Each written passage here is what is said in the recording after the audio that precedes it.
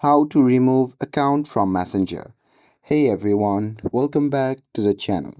In today's video, I'll show you how you can remove an account from Messenger. So now without further ado, let's get started. So first thing first, open the Messenger app on your phone and make sure that you're logged into your account. And now here, once you're inside the app, then you can just tap on the three dash icon shown in the bottom right corner of the screen.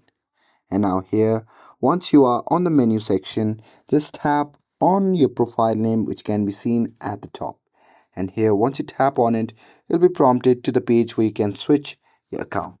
So here, under the account that you are currently logged in, you can see all the accounts that you have added to the Messenger.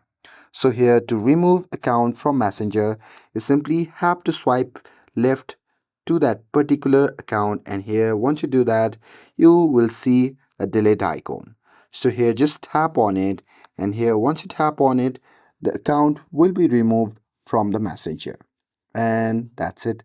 That's how you can remove an account from Messenger. And with this, if you found this video helpful, then don't forget to like, share and subscribe to get updated for more videos. Thanks for watching, and I'll see you in the next video.